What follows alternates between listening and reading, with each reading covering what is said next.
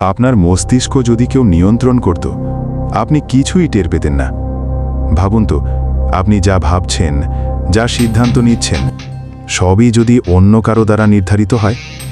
এটা কোনো sci fi cinema নয়, বাস্তবেই আমেরিকার গোয়েন্দা সংস্থা CIA এমনই এক গোপন প্রকল্প চালিয়েছিল, প্রজেক্ট MK আল্ট্রা। এখন প্রশ্ন, এটি কি সফল হয়েছিল?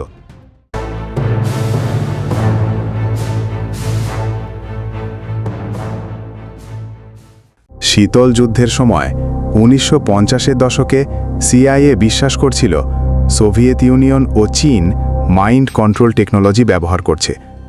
এই আশঙ্কা থেকেই শুরু হয় MK আল্ট্রা। এর উদ্দেশ্য ছিল মানুষের মস্তিষ্ক নিয়ন্ত্রণ করা, জিজ্ঞাসাবাদের সময় তথ্য বের করা, অথবা কাউকে সম্পূর্ণ নতুন ব্যক্তিত্বে রূপান্তর করা। এই গবেষণায় ব্যবহৃত হয়েছিল ভয়ঙ্কর সব উপকরণ: LSD, electric shock, sound oh trauma. এই প্রকল্পে মানবদেহে বহুবার পরীক্ষা চালানো হয়। অনেক সময় পরীক্ষার বিষয়গুলোকে কিছু জানানোই হতো না। বিশেষ করে মানসিক রোগী, বন্দী, সেনা সদস্যদের ওপর এই পরীক্ষা চালানো হতো গোপনে। LSD নামক হ্যালুসিনেটিং ড্রাগ প্রয়োগ করে তাদের মানসিক অবস্থা ভেঙে ফেলা হতো।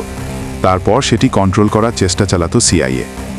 অনেকে মানসিক ভারসাম্য হারায়, কিছু মানুষ আত্মহত্যাও করেন।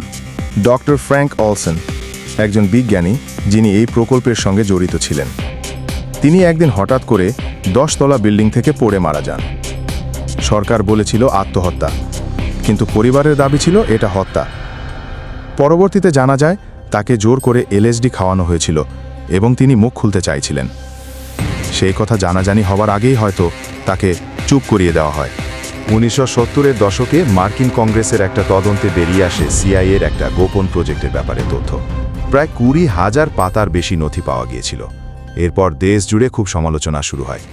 CIA-এর অফিসাররা বলেছিলেন প্রজেক্টটা 1973 সালেই বন্ধ করে দেওয়া হয়েছিল, কিন্তু এখনও অনেকে মনে করেন যে হয়তো অন্য নামে কিছুটা বংশ এখনও চালু আছে। এই ধরনের গবেষণা সত্যিই খুব অমানবিক, আর মানুষের মনের ওপর প্রভাব ফেলার চেষ্টা করা হয়েছিল। এটা একটা বড় প্রশ্ন যে আমরা যে তথ্যগুলো বিশ্বাস করি সেগুলো সত্যিই আমাদের নিজেদের চিন্তা কিনা, নাকি বাইরে থেকে কেউ আমাদের মনে ঢুকিয়ে দিয়েছে। এই MK আল্ট্রা প্রজেক্ট এখনও অনেক ষড়যন্ত্র তত্ত্বে আলোচিত হয়, আর এই প্রশ্নটা থেকেই যায় যে CIA কি সত্যিই এরকম গবেষণা বন্ধ করে দিয়েছে? আমার মনে হয় ব্যাপারটা দুটোই।